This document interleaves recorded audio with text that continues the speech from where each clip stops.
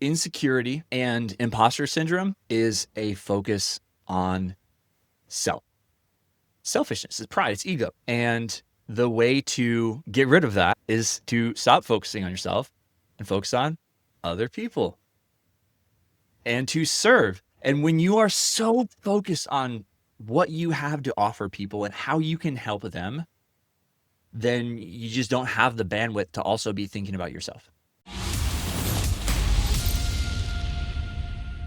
All right, back for another episode. Welcome, everyone. I am here with Cody Lutz today. And dude, I found you on Instagram and you just had this quality about you that I had to reach out. I had to be around you, I had to follow you because you're smiling all the time. You're super positive. And I was just like talking to you about your coaching journey and really excited to get you here now. So first of all, thank you so much. I know this is a commitment to spend some time out of your life with me. So first of all, thank you. Kurt, man, it's so fun to be here with you. That is really funny that you found me on Instagram. I should have said LinkedIn. Please forgive me. Okay, I completely discount like my Instagram and Facebook. I have like a couple hundred followers. I have like 6,000 on LinkedIn, and I have like nothing on Instagram. So if that was like you found me on Instagram and here we are recording a podcast, I was gonna be like, yo, don't discount the 200 followers that you have on some random. But instead, if you only But have 200 Instagram, like you should totally discount them. No. yeah, but honestly though, like I've had people come up to me that I never knew were reading my stuff. Like somebody at my church or what, like random people on like Facebook, and I get like 2 likes on Facebook. It's like my mom and some random person that's probably spam. And thanks, mom. And people are like, hey, like that post that you did the other day totally changed my view on XYZ, or like totally changed my life. Wow. So yes, in a sense, like you never know. You never knew who's paying attention.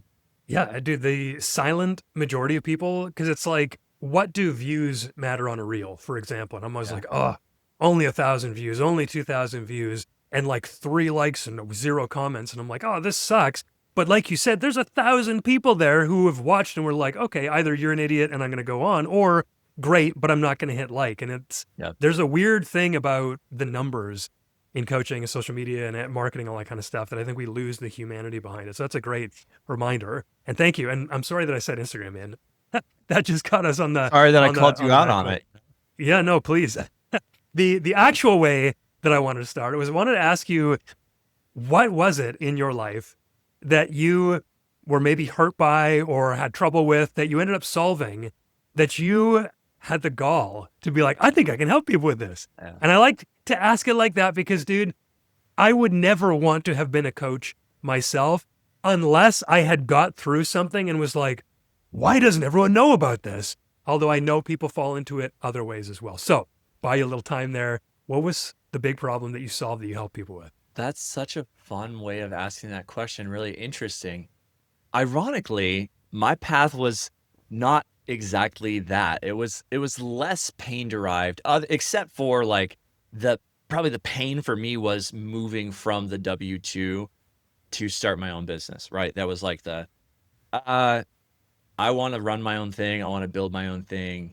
That was sort of the pain point that launched me into building my own business and entrepreneurship. Coaching was more of a moving toward something rather than away from something. It was more of a culmination of years of really great jobs. Like I had really great jobs. I've loved every job that I've had. I spent almost a decade of my life in my 20s running conferences and events around the country for a big international nonprofit, and ran all the traveled exclusively with the CEO for like the last 3-4 years and ran all of his events. And actually met my wife that way in Mississippi at an event. So I mean, it just was a fantastic play. Learned a ton, met a ton of people, and got to go a lot of cool places. Then I spent 4 years in a small tech company, a very values-oriented small tech company, and got to basically lead like half the company was reporting to me, and was an executive in that company building the customer experience side of things, and really got to grow in like leadership and entrepreneur and company, mechanics of business and marketing and sales and customer experience, just all those different pieces, people management. And then became went on into entrepreneurship, actually in the fitness space. I launched a fitness business more focused on like home gym design. And then as I was trying to grow that and talking about fitness, what I realized is like, the people who are really paying attention, the people, the audience I'm starting to accumulate, what they actually want is like, they want fitness coaching. They want help.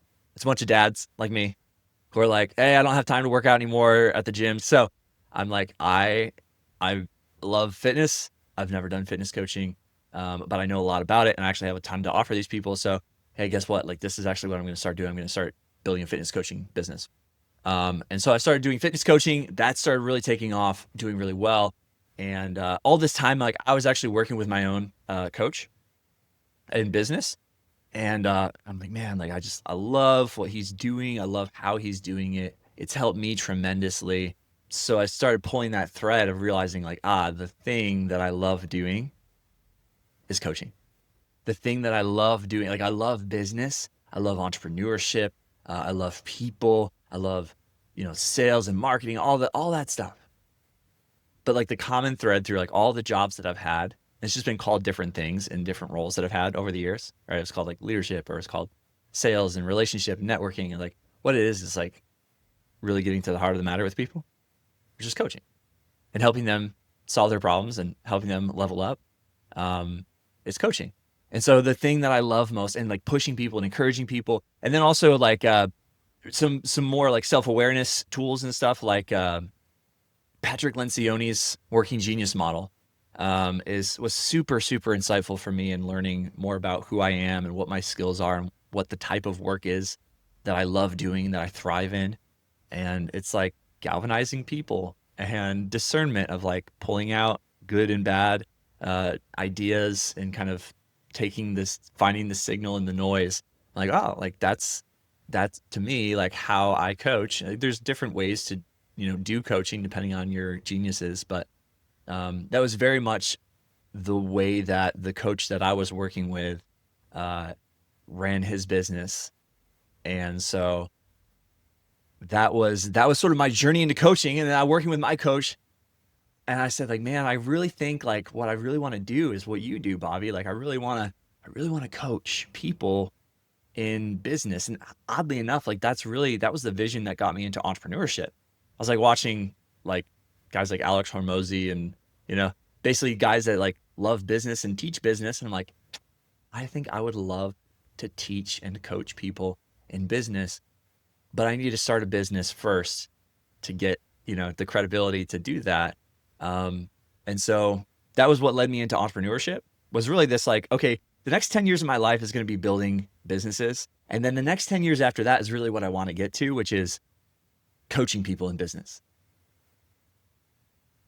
Through working with a coach, I realized something really powerful that shifted for me was I don't have to have the exact credentials that my clients have to be able to serve them powerfully as a coach. Like coaching someone who is a business owner is part business knowledge, but it's also like there's this adjacent skill of coaching, of knowing the right questions to ask to get people to solve their problems. Even if you've never been the CEO of a $75 million company or whatever, you can still serve them if you know the skills of coaching, not just the skills of business. And you don't have to have built a $75 million company of your own to serve those people.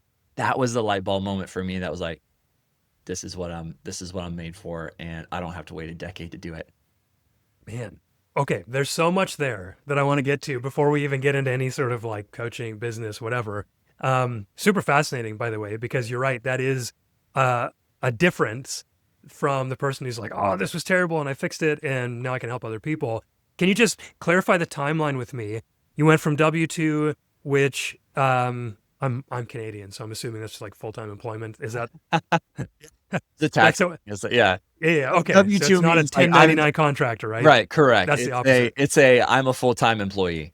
Okay, so you go from the W-2 and then you quit that for entrepreneurship. What was the first thing? Was it the fitness training? Was it the backyard shreds? Like what was the first thing that you left for, such that you then realized coaching was the one you wanted to do? Yeah. Great question. So I started with, hey, I want to build an online business. So, and this is a huge thing that, like, even with the coaching that I do now in business and fitness, is like getting people to understand what the lifestyle that they want is first, lifestyle design, and then working backwards from there for the business or what you want the business to look like. So many people build a business so that they can have the life that they want someday.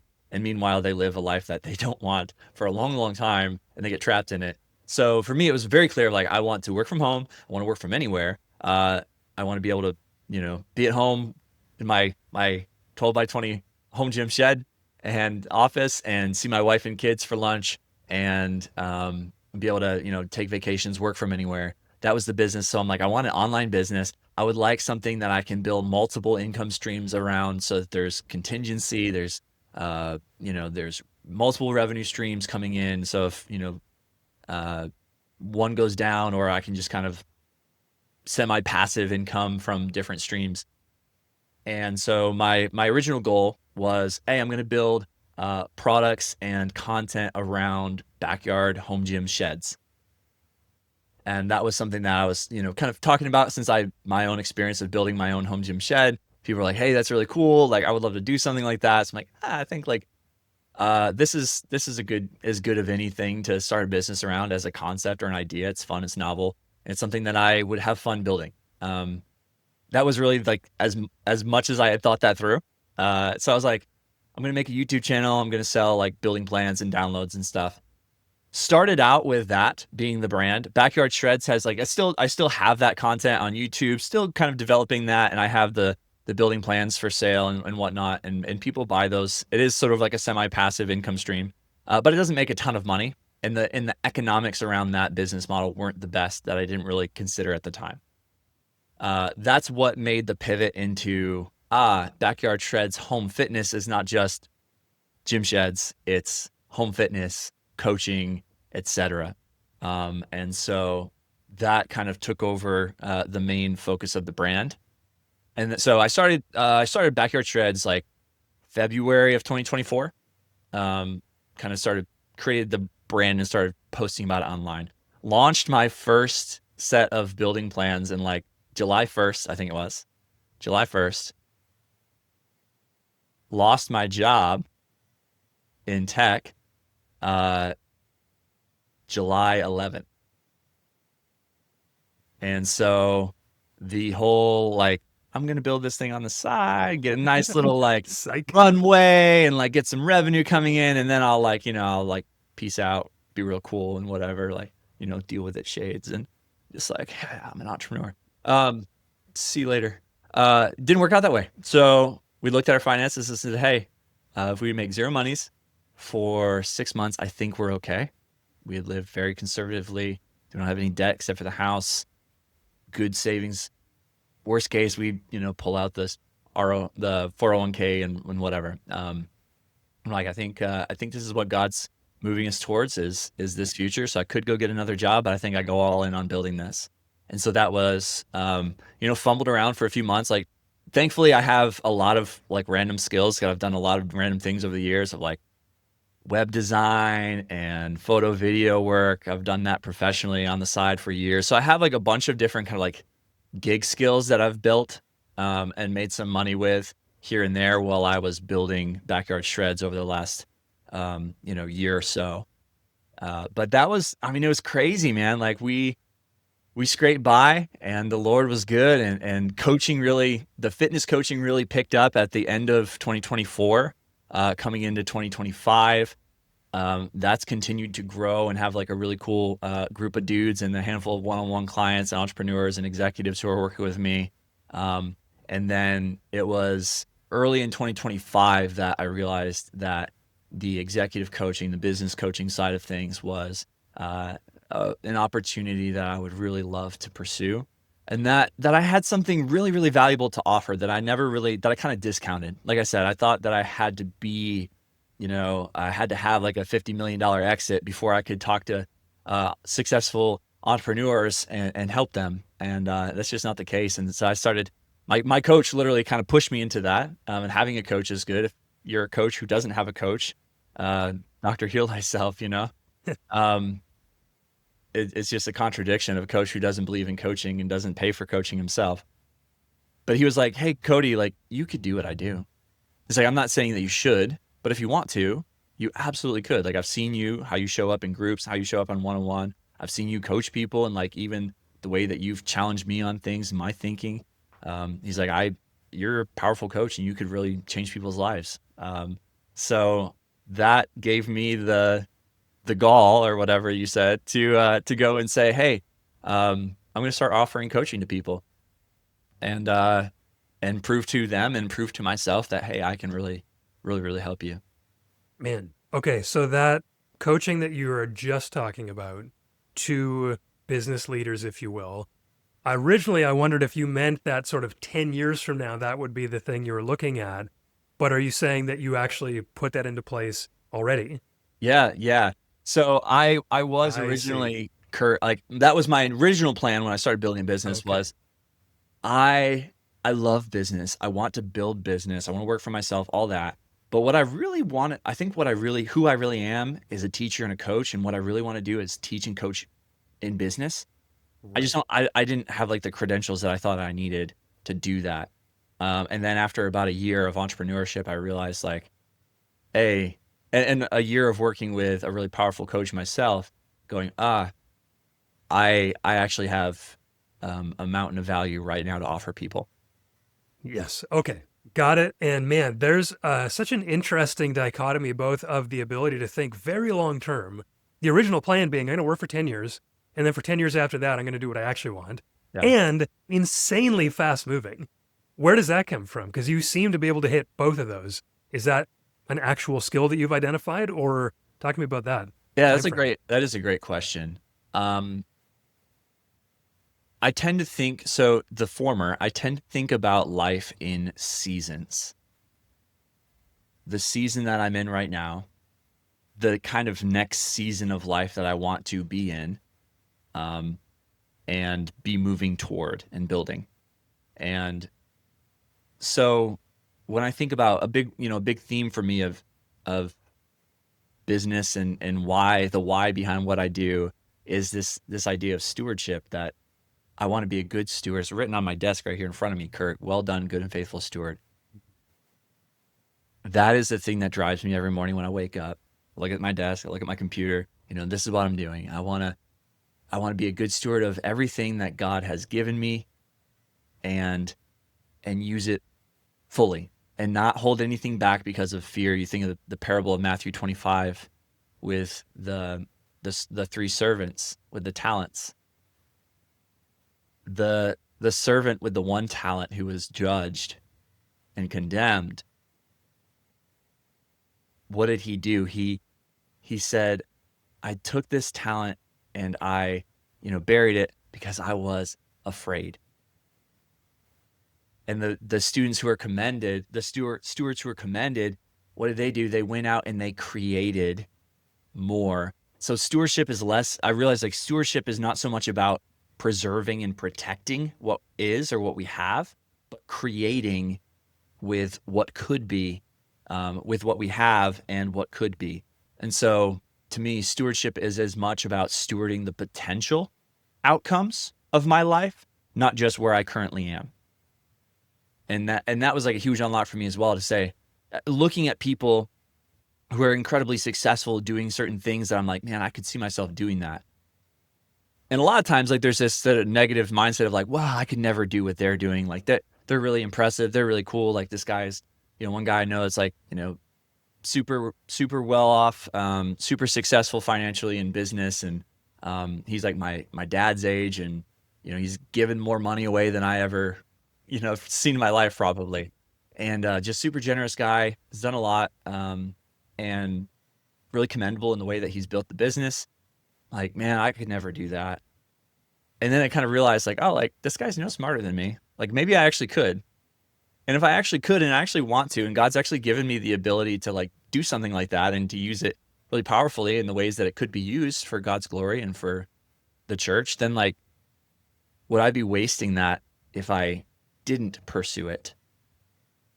Um, out of what? Out of fear, out of comfort, So that the long-term piece, like that's a big driving factor for me, is stewardship of the future, not just stewardship of right now.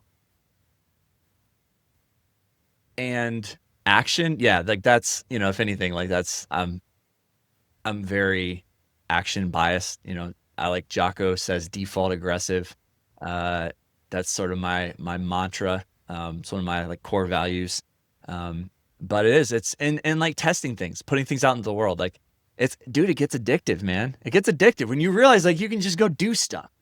You don't have to wait for permission. You don't have to wait for some stupid credential or somebody to tell you that you can or it's okay or whatever. Like just go do stuff and like see what people want and see what people respond to. And if you do stuff and people are like, dude, this is amazing. This was helpful. This was life-changing.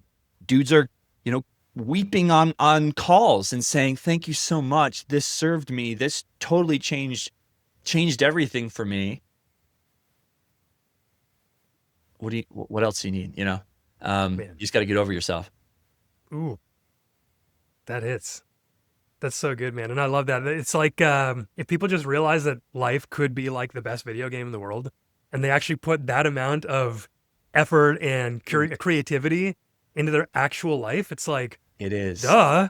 And you're so right. Like there's all these confines, and you talk about them disparagingly, societal constructs and stuff like that.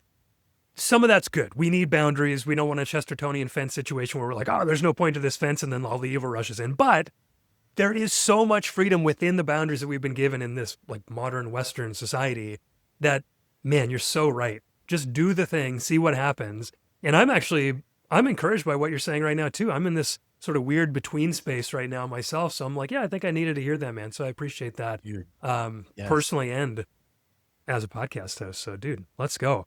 Where does this ability to be positive, move forward, have vision come from? Do you have like an idyllic childhood? Because dude, you're like insanely positive. It seems like I want to get into I want to get into when you're not, but like, where does this come from? Yeah, I'm really good at acting. No, I mean, yes, but honestly, I have a shirt actually that I made that says "Relentless Optimism." It's funny I'm not wearing it today because a lot of times I wear it on podcast interviews. But and for anyone listening to this instead of watching it, I just have a boring shirt that says "Backyard Shreds." It's black like everything else that I own. So there you go. But yeah, I think there's a few pieces. There's a few pieces. One is a deep trust and resting in God's providence. I'm a Christian and I believe that like God is in control, and Romans 8:28 says that God works all things together for good for those who love him and are called according to his purposes. And if you're in Jesus Christ, if you believed in the gospel and repented of your sins, then that's us. That's us, baby. And so he works all things together for good, even my failures, even the stuff that screws up. I have written on like my door over here, it says, unless the Lord builds the house, those who build it labor in vain. Psalm 127. So anything that I'm doing in my own strength is going to fail. But the kind of the unspoken inverse of that is if God wants it to succeed, doesn't matter how bad I screw it up. He's gonna let it succeed. And so all I have to do, like I said, some stuff written like on my walls. I got like a whole wall of like quotes and stuff with like Sharpie. I'm like a maniac in this little 12 by 20 room. But it inspires me every time I'm out here, which is why I do it. Well done, good and faithful servant. All I have to do every day is show up and say, God, this is your business. I just work here. Help me be faithful with what you put in front of me today and who you put in front of me today. And that's really powerful as a coach. It's like whoever's in front of you is the only person that exists. It's the only person in the world that exists, and what they need and who they are in that moment. So, I think that's really the way that I try to show up. And, but dude, I mean, I'm a mess. I'm a mess. And that's why I have a coach, because he calls me out of my crap and says like, hey, like that's a lie. Stop believing that. Go, if you're scared, like go pray about it and then like go get to work, outwork your self-doubt and go do as many reps as it takes to get the confidence that things are going to work out. And who challenges my limiting beliefs and things like that. In fact, like the first conversation I ever had with that coach who really changed my life in that moment, and this was like one of the first experiences I had with a coach, is really challenged me on like what I thought was possible. And I was very much in this trap of like, what's realistic? Mhm. And he was like, dude, like most people, and you included, are doing this right now. They fight so hard for their limitations. They fight way harder for their limitations than they do for their possibilities. And that's exactly, I think so. Like that honestly set me free. That moment, that conversation. So I say one conversation can change your life. Like I absolutely believe it. I've had those conversations. That was one of them. Same. Changed my life, where I was like, I am fighting harder for my limitations than my possibilities. And if it doesn't break God's law or the laws of physics, like it's not impossible, it's just hard. And most of the time, the things that seem impossible, either someone's already done them, so it proves that it's not impossible. You just haven't done it yet because you don't know how. Or things that no one has done yet aren't actually impossible. Like the Wright brothers, like everyone would have told them, like, it is physically impossible for man to fly. Well, here we are, airplanes zipping around all over the place, and like, we're going to the moon. So even the things that we physically think are impossible, like they probably aren't. We just probably scientifically haven't gotten there yet, in a sense. So it just kind of like when you get rid of the word impossible, like everything becomes an opportunity, becomes like the world's a playground. And we get to build stuff for God's glory and like trust the results to him. Man, what has been the hardest part of stepping out on your own so far? What's the hardest part? Here's the hardest part, Kurt. Going from I am XYZ in my career and I make XYZ dollars to I work twice as much and I make half as much or less. I'm living off of my savings. I'm not now, but I was, for months, living off of our savings and building my own thing. And then also trying to go into like a business coaching space where I'm like, oh, like these people are like driving nice cars, live in big houses. And who am I to like say that I can help them because I'm not making that kind of money and I'm living off of my savings, etc. And there's just this self-focus that is just toxic because none of that is true. But it is a self-focus that we think, oh, like I want to be impressive, and that is very humbling. It's very humbling to go like, okay, I'm not making tons of money right now. I'm working a ton, and I don't really have a lot to show for it yet. And like obviously the fear of just like, are we going to be okay? Are we going to make it? Is this, am I sinking my family into financial ruin and whatnot? And that's where, faith and just trusting the Lord and saying like, Lord, like every night pray, like, God, you know what we need? Give us this day our daily bread. Give us favor in the eyes of who we need to have favor in, the people that need to pay us, and help us to be faithful. But that there's just this self-worth monster, this imposter syndrome monster that comes up. But again, like your net worth has nothing to do with your ability to be a good coach. It just doesn't. It doesn't. And your net worth has nothing, like the more you see this too, like you coach some really successful people who have like tons of money and miserable lives. The lifestyle, the freedom, their relationships are a mess, their wife, their kids, you stop measuring success financially. Like it's one marker, it's one data point, but it's not the whole thing. And arguably it's really not even that big of a thing. So I think that was like a big mindset shift that had to happen for me to be able to serve people powerfully and just show up and be like, it doesn't matter who I am. It matters like who this person is and what they need and what I see that they can't see that's holding them back, that's going to change their life. And that's what good coaches do. Yeah, man, it's less of a social game measuring stick. We're the same. We can sort of buddy buddy and be like, bro, this is literally a skill. Yeah. That's all it is. Yeah. Like, I can help you do a thing that you want to do that you can't do yourself. And I could be like, yeah, I could literally be the most opposite person from you in the entire world. But if I can help you get that result, isn't that worth it? And that's such a good reminder. Quick pause, guys. I started my podcast a few years ago when I was first getting into high ticket coaching. I started it out of FOMO, honestly, because someone else in my space said they were going to start one. And my brain was like, well, if I don't start one before him, nobody's going to listen to mine. So I did. Anyway, it was accidentally the best thing I ever did for that coaching business. It turned strangers into believers and believers into clients. If you're a coach and you've thought about launching a podcast or just want to learn if it's worth it, let's talk. I offer one free coaching call to any coach who needs it to walk you through your ideas and show you what's possible. Just head to proclaimpodcasting.com/coach. I'd love to hear your story. Now, back to the episode. You said you struggled with putting yourself out there to a degree. What was the thing that helped you to move past that?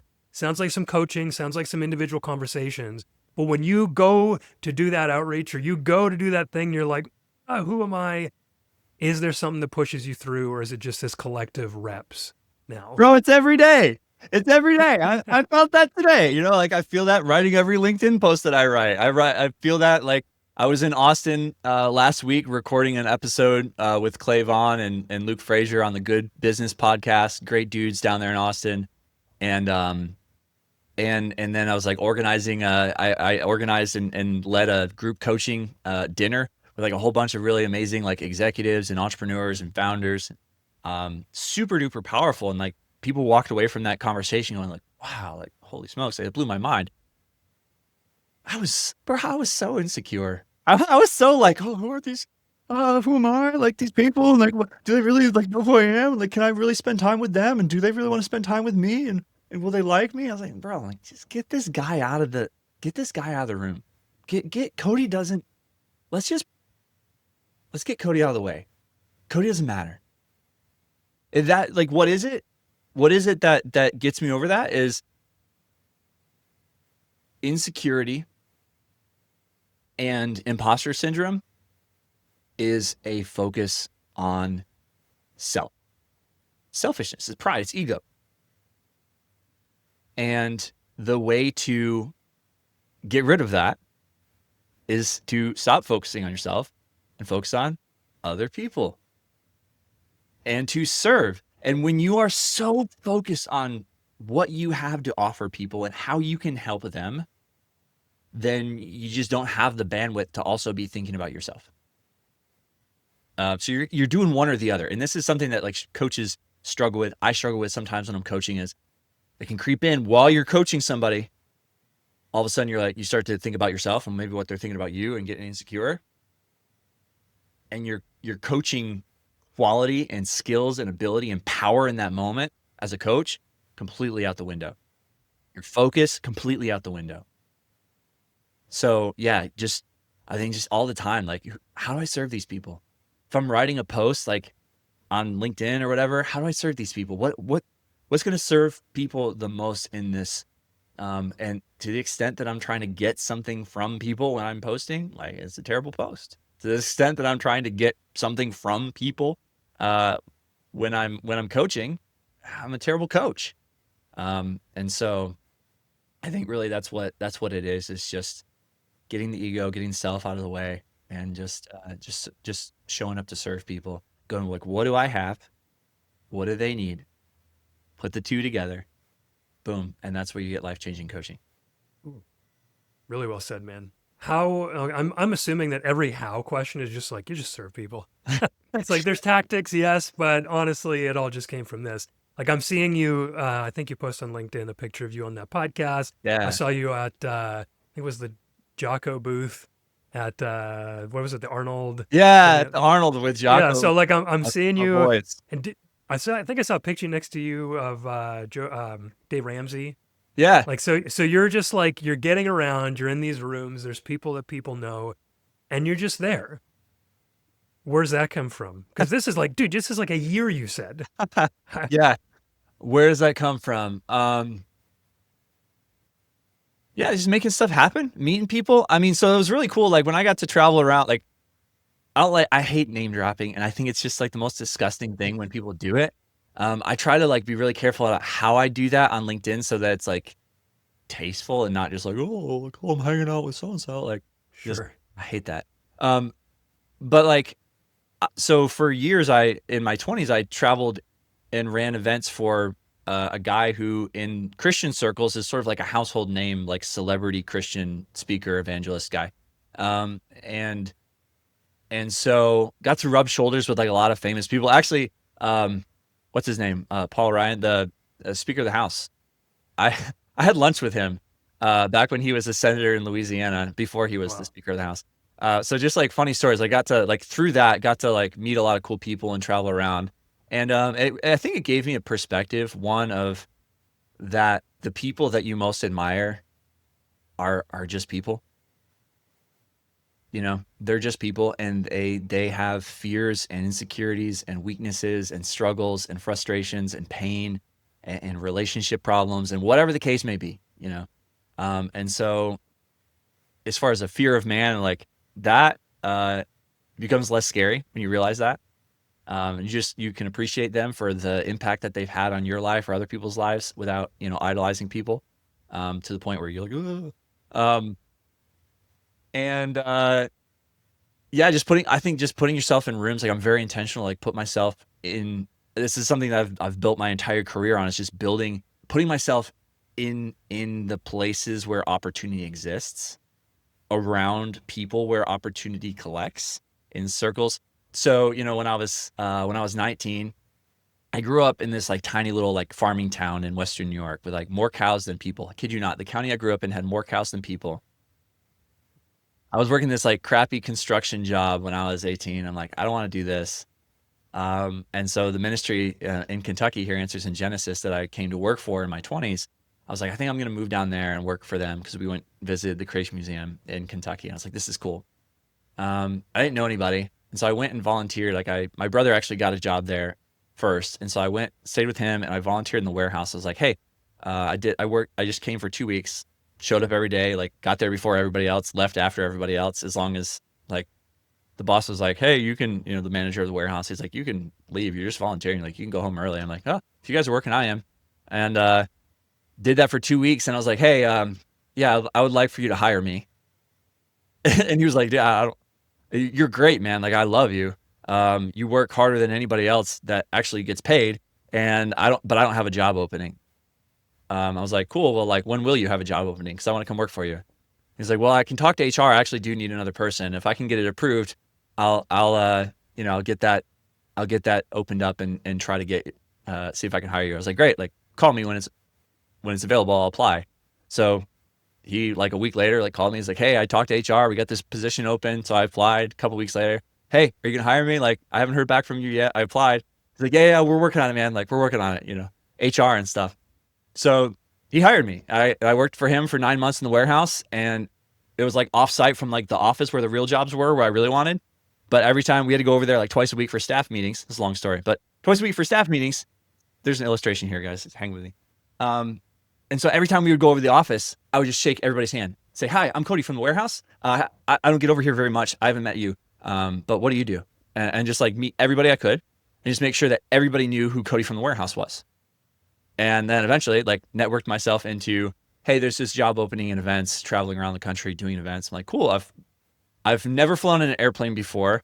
I'm literally too young to legally even rent a rental car. I was 19 at the time. No, 20 at the time. You had to be 21 to like legally rent it. And then you still had to pay like fees of like underage driver fees until you're 25. So they hired me at 21 or at 20.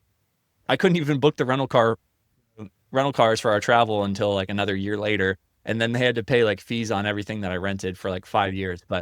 Um, but all that to say, that's been kind of like my MO of I'm going to put myself in the way of opportunity, and just see what happens. And so then during COVID, events shut down. We had a kid. I didn't want to travel anymore. So it's like, well, I'm not going to do events anymore. What am I going to do? Found a job, again knew somebody at this tech company, heard good things about it. They're like, well, the only opening we have is in customer support at like the bottom level. So I was like, okay, well, I'll do that. So I got hired in customer support. I think 18 months later, I was leading the department and tripled the size of the department in 3 years. And so just sort of like, I think just putting yourself in the way of opportunity and around people where opportunity collects is kind of the strategy. Amazing. Dude, that's super inspiring. I love that attitude. Yeah. So many wins by just showing up and making sure people know your name and just not being scared of that. Like you said, even Yeah. though that fear exists, but actually doing it because it's like serving them. But so weird how serving other people usually gets you sort of where you want to go. Hey, it's like the theme of this entire talk and maybe even your life by the sounds of it, man. Yeah. That's incredible. Yeah. And connecting with people, serving people, and then just like doing stuff, man. Just doing stuff. Like Yeah. no one knows, no one cares. Most of the time, like you think like, oh, I'm not supposed to be here. Like I'm not, no one cares, man. And that's the thing. Like when you realize how insecure you are and you realize everyone around you is like equally insecure and all they're not thinking about you. They're thinking about their own insecurity. So like Yeah. jujitsu move that on people and just focus on their insecurity and how to serve them and their insecurities, bro. Like you're gonna go places. Man. Yeah. I worked in politics when I was like 16 to 21 or 22. And it was the same sort of thing. You meet the minister. I mean, I'm in Canada, so what do you call them? Secretaries or something? We call them ministers. So you meet ministers and there's prime minister coming in and you're just like, oh my goodness, these people are so much more real people than like anybody would ever think. Like, oh, did you know what the minister of finance just said? And it's like, they're just people. Yeah. And so anyway, that's a good reminder. Actually, I'm glad you brought that part up. Yeah. But I want to get into like just the slightly tactical side of things. We don't Sure. have that long left. Let's do it. Maybe just talk about what you're doing now, because I know you've tried a lot of things over the last year. As it comes to finding these people that you sometimes don't even feel qualified to help, what is the play? What's the method? What's the tactic beyond the serving that is getting you to show up so that they go, hey, you know what, Cody, I think you could help me. So lead generation, I get like 90% of my business off of LinkedIn. I haven't run any paid ads. It's all organic social on LinkedIn, basically, especially on the business coaching side. So I've got a handful of fitness coaching clients. It's kind of a split of like some people that are in my personal circles and network of people that know me here locally. Some people that know me on Facebook and have kind of known me for years there. And then a handful of like newer people just in the last like 18 months that I've built a LinkedIn presence. I've got about 6,000 followers to date. So that's kind of like big picture. I'm not running ads. I'm not doing anything like that. And a lot of honestly, so this is really what my strategy looks like. I post content teaching the stuff that I know relevant to the problem that I want to solve for people and my ICP. I just teach the stuff that I know and I post every single day. I post about fitness, I post about business, and so little by little people engage with that. And then as people engage with it, I build relationships with those people. And then from time to time I reach out and I offer stuff to them. And then so some of that is lead magnets. So you got to collect the pools of people and figure out where the people are and then get them to, bite the worm that has a hook in it, which is the service or whatever that you're selling. So lead magnets for like fitness is like, hey, I've got, free fitness plans. I've got, some resources. I've got a newsletter, things like that, right? You get like my free 5-day fitness challenge, Dad Bod Reboot Fitness Challenge. By the way, anybody listening to this that needs to get in shape, I'll help you out. But that's part of it. Content on social media, that's the funnel. Content on social media, get people to a lead magnet. So lately I've been doing like free Zoom calls. I'm launching a new group coaching program for entrepreneurs and kind of like a community kind of thing. So I've been doing more free stuff that's directly tied into like what the offer is, which is a community, a group coaching experience to help people launch and grow their business. And so I've been doing like webinars and just invite people, hey, I'm doing this thing. Would you like to be a part of it? And then if people respond, then I, make them an offer for coaching, business, life coaching, executive coaching, whatever you want to call it, or however you do it. This book right here on the tactical side, if anybody hasn't read this book, The Prosperous Coach, Steve Chandler and Rich Litvin, incredibly practical stuff about building a coaching business. It's not so much about like how to coach. There's some good stuff in there about that, but like practical side. One of the most valuable things that I learned from that was don't sell people the idea of coaching, sell them the experience of coaching. And that's how I've landed my biggest coaching clients to date. If I just said, hey, here's what I do, would you like to pay me, 5 figures for this? They'd be like, yeah, no, thanks. Like, that sounds cool. Sure, whatever. But if you say, you invite them to something for free, again, lead magnet. Hey, so-and-so, would you like to have, Kurt, would you love to have a life-changing coaching call? Here's what I do. I have a life-changing coaching call. It's 2 hours long.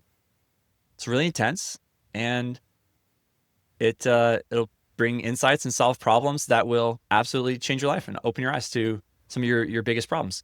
And I just like totally fumbled over that offer too. That's terrible on air. I still want it. Yeah, good. And a lot of times people will be like, yeah, no thanks. And sometimes people are like skeptical, they're like, life-changing, whatever. And sometimes people are like, dude, that sounds great. Like, I think I would love that. And then you coach them. You coach them really powerfully, and sometimes it's like, okay, that was nice. And sometimes it was like, wow, that was life-changing. Now I understand. Now I get it. And you'll know when it's life-changing. And that's when you make an offer and you say, hey, would you like to work together? Would you like to build this dream that we just discussed, that we just kind of uncovered? And there are, some real nuanced ways that you can kind of uncover what the goal is or the thing that you're helping them with. But if you've really put your finger on it, really nailed it down of like, this is where you're stuck. This is what the problem is that we want to fix. Or, this is what the dream is. This is what the opportunity is that I don't think I can get there by myself. Then it's just not a sleazy sell at all. It's just, hey, I've already helped you. Would you like to continue working together? And that's where the offer comes in. So that's kind of like the whole process. Learn little hacks and little things along the way to make that more streamlined. But yeah, that's the way it works. Love it. Any hacks or streamlines come to mind before we Okay. close out here? This was a real game changer for me. For a long time, I was coaching people, and I would invite people into a coaching call, and we'd just I would do some background research, or maybe we'd have like an initial, like some DMs or whatever, and then go into the coaching call. But I found a lot of time was spent in those coaching calls, kind of like digging up insights about who they are and how they're thinking and where they're at and what their problems are. A lot more discovery in those calls than like going straight into, here's the thing, let's get after it. A friend of mine who's a great coach locally and good friend, he said something really profound that changed my perspective. He said, I am not good at processing verbally. Some people are verbal processors. I'm a verbal processor. I think my thoughts out loud. And so when I'm trying to figure something out, I talk about it. My friend said, I'm not a verbal processor. So like something like a list of questions that I can just think through and write about and journal actually really helps me. And if someone just like asks me a question on the spot and I have to like verbally answer, I just like blank out and I can't come up with anything. And I had that experience with some people on coaching calls where I'm like, man, they seem to really respond well to like all of my posts and really engage on like all of my written content. And we get on a coaching call and I kind of like am ready to do my magic and they just kind of like clam up. What is that? I thought that there was like a connection there. And I realized like, I think that's what it is. So I put together just kind of a Google form basically with a whole bunch of like survey questions and journaling questions of like really get people thinking about who they are, what they're stuck on, what they would like to accomplish. A lot of just, insights and things like that, a lot of questions to draw out how people are thinking about themselves and about the world that they're in, and making that a part of my intake process before I come and coach them in person or via video. And that has made my coaching calls way more powerful. It's also a little bit of a filter because it's a lot of work. It takes like an hour to go through these questions. So if somebody's like, hey, yes, I'm willing to do an hour of journaling and spend 2 hours on a coaching call with you, there's a much better chance that they are going to be invested in this and really want the outcome and willing to pay for it. So it's as much a filter of those leads as anything else. Makes a lot of sense. Thank you for sharing that, man. I Yeah. appreciate that. So, okay, I think we talked a lot about story. We talked a lot about the service of people. We talked a lot about just the whole process, actually getting the clients, serving the clients. And there's a lot of little magic in there, but that probably just comes with serving people. And if you want to know that magic, you should just hire Cody to be your coach. So we're going to end it there. And I'd love for you to tell people where to find you. And yeah, I think that's it, man. Unless you got anything else to add with that. Yeah, no, that's great, man. I am super active on LinkedIn. So if you're on LinkedIn, find me / the Cody Lutz. And my headline is Bibles, Barbells, Babies, Business. So you won't miss it. It's very, very bold and alliterative. But that's me. Find me on LinkedIn. You can find me on Instagram. Like I told Kurt, I'm not on Instagram or Facebook much. But if you prefer those formats, I'm there. I don't have a big following, but I'm super active on LinkedIn. Find me there. For fitness coaching, you can go to backyardshreds.com. Everything else, pretty much I run through LinkedIn. So let's hang out there. Let's go. Cody, thank you so much. This has been so good to connect after that random LinkedIn DM. This has been the Real Coach Show by Proclaim Podcasting. We'll see you guys next week.